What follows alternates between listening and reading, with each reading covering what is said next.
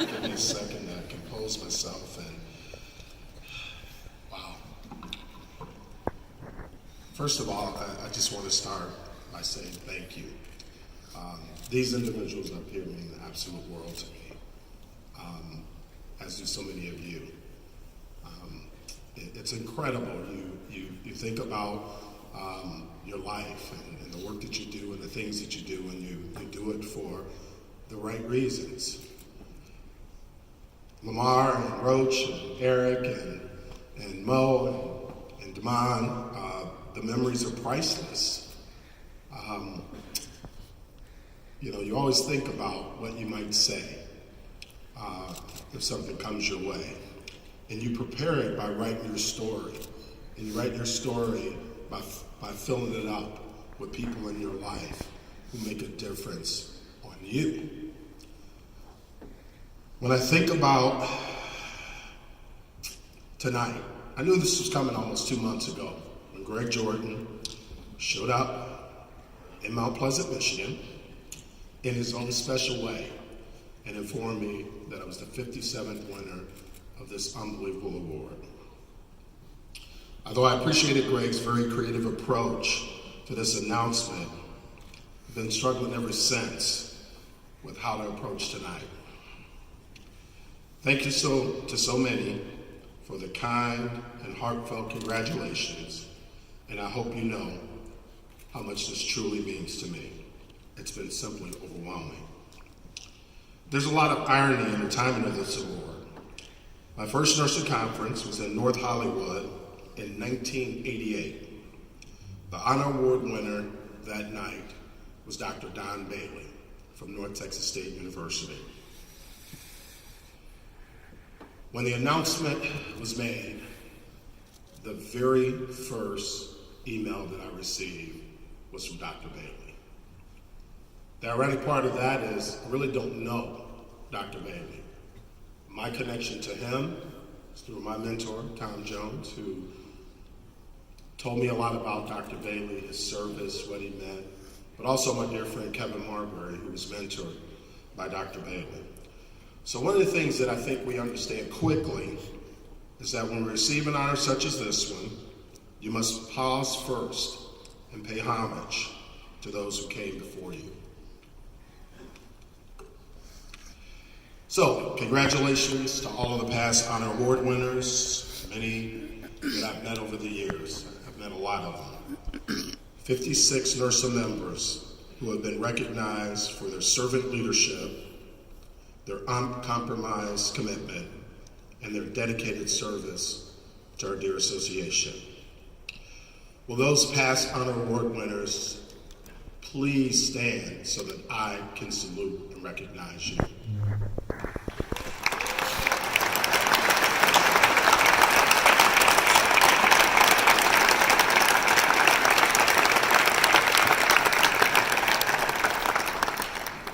This is not only a great honor, but it's humbling to be selected as the 57th NIRSA Honor Award recipient. I'd like to thank the Honor Award Committee, chaired by my good friend Greg Jordan, for your diligent work and for selecting me for this tremendous honor. When I think about these individuals up here and others, I thank my wonderful colleagues, as I know they understand that they go far beyond colleagues and friends, but these individuals are indeed my family. Thank you, Pam Watts and the HQ staff, especially Lonnie and Mary. Anybody who knows me knows that if you work with me, you have to put up with me.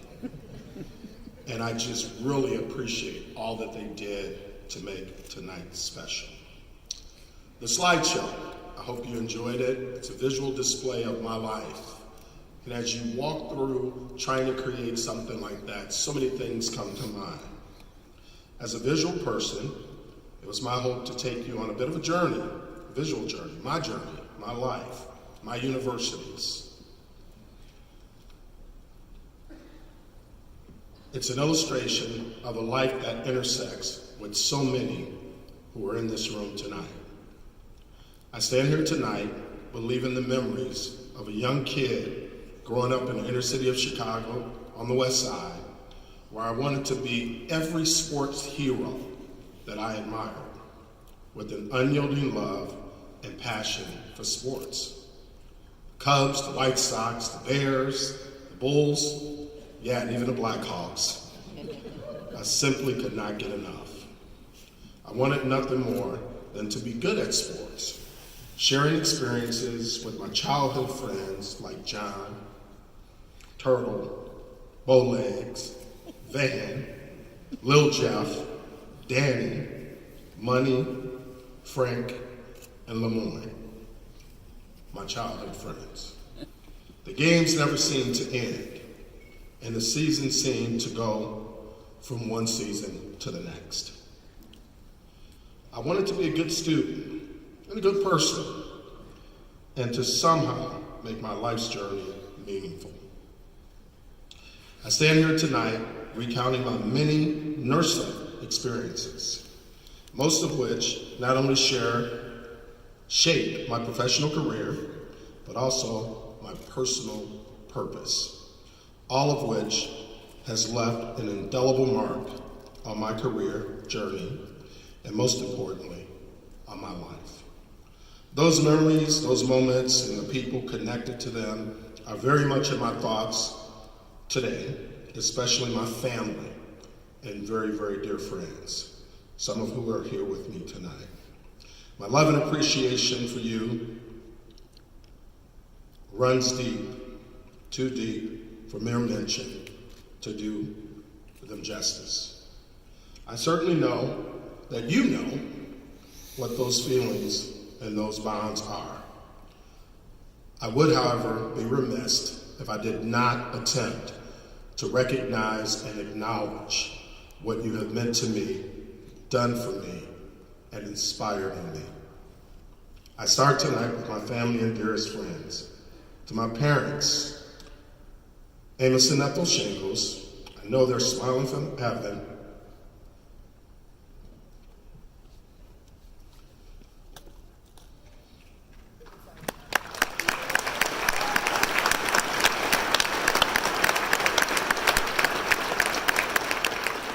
Proud of this day, as all parents are when their children have success. They taught three boys growing up in the inner city of Chicago that with the values of education, hard work, and living by the golden rule, that we could do anything we wanted to do if we just trusted in God, worked hard, and just simply did the right things. I thank my brothers, Daryl and Jeffrey, for all the things that only big brothers can provide. And if you've had big brothers, you know exactly what I'm talking about. Jeffrey's the middle of the three Shingles boys, and he's here tonight. So, thank you, big brother. I appreciate you coming all the way from Chicago and being here tonight. Daryl is the eldest, and unfortunately was not able to be here due to some surgery. So as you know now, I'm the baby of the family. Probably didn't know that, but those of you who are babies in your family, you know exactly what I'm talking about. My parents were very, very wise. They simply saved the best for last. So we certainly appreciate that. It's that last baby's anthem, you know. I am last, I am last, I am the greatest. One of my greatest tributes tonight has to go to my dear wife, Renee. Yeah.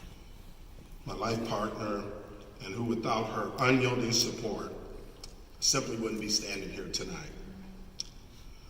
Who would have guessed that 33 years ago, this past Saturday, that we would meet for the very first time in Bloomington, Illinois, and that you would become the love of my life and a true inspiration to me. So proud of you and all that you have accomplished and that we have enjoyed together. You're my biggest fan and my most supportive critic.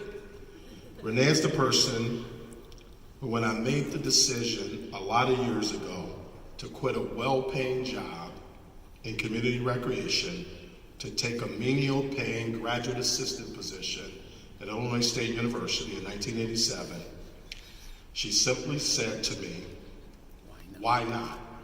Go for it." That was the watershed moment in my life that led me here tonight. The old adage goes something like this: behind every man is a good woman. Well, Renee redefines that. It goes like this: behind every good man is a great woman. Thank you, sweetheart, for all of your love. I love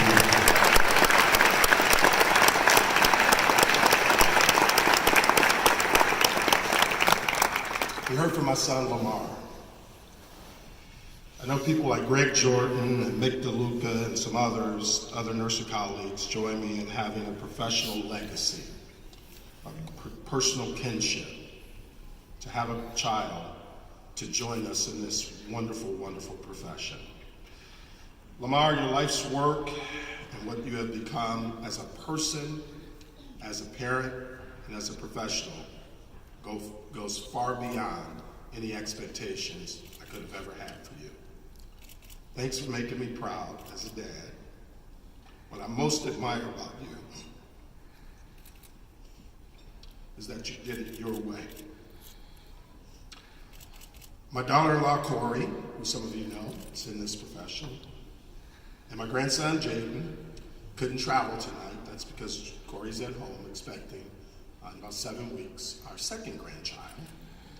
And she will be a star in everything that she does, because that's going to be the expectation. So she'll be in the medical school by the time she's 18. She'll be an All-American volleyball player like her mother. And as grandparents, we get to set really low expectations for our grandkids. So no pressure on our yet-to-be-named granddaughter, although Lamar and Corey know what the name is, they just haven't told us yet. So Corey and Jaden, Papa loves you both, and I wish you were both here. When we reflect on an honor such as this, so many people come to mind who've been instrumental in guiding us, encouraging us, and supporting us. Tonight's supposed to be about me, but I'm going to change that narrative a little bit, and I'm going to make this about some people who have impacted me, inspired me, laughed with me, cried with me. Yes, there is crying in NIRSA. Agreed and disagreed with me, but most importantly, served with me. My dearest friends, Kevin Kennedy, who's here tonight, who I met in high school as a freshman 46 years ago. Don't know how many people in this room tonight have friends that they've shared so much with over a 46-year period. We've been rolling ever since as best friends, from Dunbar Vocational High School to 1167 Wright Hall at Illinois State University, to the twists and turns, the ups and downs, the joys and the spoils of life. And I appreciate your friendship, everything that you provided for me, and more importantly, you traveling all the way from Florida to be with us tonight. Thank you.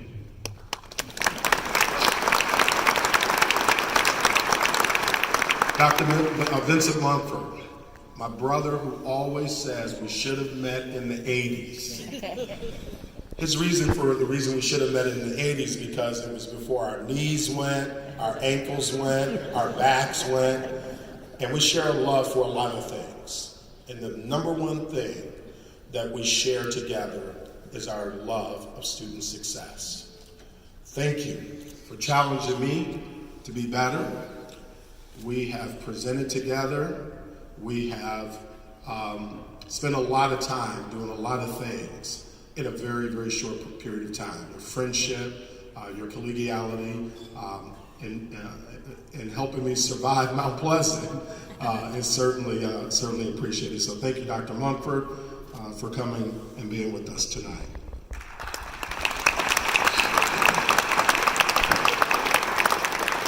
My dear friend, Fabian Di Rosario. Some of you know Fabian. Fabian was my first colleague as a professional in collegiate recreation in 1988 when we were both hired and started on the same day at Northern Illinois University.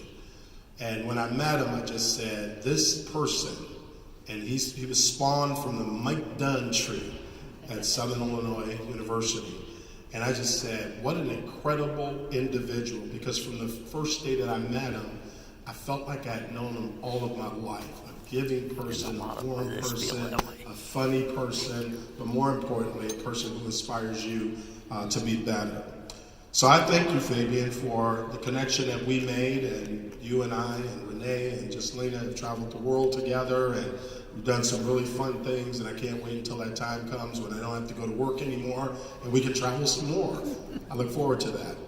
I wish Jocelyn could be here tonight. Unfortunately, she did deceive you. She told you that she had to work. And I know Jocelyn better than you because she shares one of the greatest passions of one of the greatest non-contact sports there is, and that's shopping. So that's where she is. Our godson, Trey Moore. Many of you, I know the good folks from the University of Michigan know Trey well. Trey's our godson. His parents, Walter and Kalita, are dear friends of ours and entrusted us to be Trey's godparents. And here's a young man who was an exceptional student at the University of Michigan in engineering. Since the day he stepped on the campus, the University of Michigan, he's been a great product of collegiate recreation. He started as an official. He quickly ascended to a supervisor. And as I've talked to Andy and Lisa, they talk about the unbelievable leadership skills that he possesses. So those competencies that we talk so much about, that we've embraced, he's a product of those. But my greatest challenge is I happened to be here in Boston back in November with Trey and his family. Trey's middle brother, Devin, plays football at Yale. Yale played Harvard in Fenway Park, and we came out for the game. And so we were talking, and we were joking about, his experience at collegiate rec. And his mother leaned over to me, and she said, if my son goes into collegiate recreation, I'm going to kill you. Okay? This is a young man whose offers out of the University of Michigan already exceeds the income of most in this room. That's how talented he is, that's how motivated and how bright he is. And Trey, we're incredibly proud of you. And I asked him to come here tonight because as part of my family, he's a product of everything that we do every single day. And here he is, unbelievable young man, unbelievable person, and going to soon be an unbelievable professional. And my only expectation of Trey is that Renee goes into the nursing home before I do. Okay? So take care of your Uncle Stan, and we'll be good, Trey. And I certainly appreciate it. Mentoring is the hallmark of any successful career, and I've been fortunate to have some of the very best. The one who's left the most lasting and indelible mark on my career, not only in my personal life, but also in NIRSA, is Dr. Tom Jones. Dr. Jones, I thank you for all that you have done for me, allowing me to join your team at CMU 30 years ago. This was simply a transformational time in my career. I recall, and I heard him telling this story, I recall coming into Mount Pleasant, and Renee and I were dating at the time, and she was at my parents' house, and I called her back, and I said, there ain't no way they're gonna get me in this little one-horse town. They were building a Walmart in 1989. That was the talk of the town. So I came on campus, and I remember Tom said to me, we're driving from the airport, the one thing that you're gonna experience is how nice and how kind everybody's gonna speak. And he said, we're building something special, and we want you to be a part of it.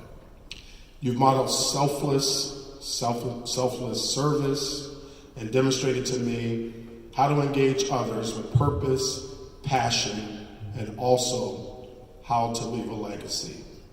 You demonstrated to me how mentors can take their own privilege and bless others with it by inspiring them, empowering them, supporting them, and transforming them.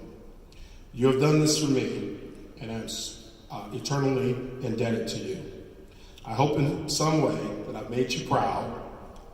I thank you for everything that you've done. I salute you, I admire you, I treasure you, and I love you. Thank you.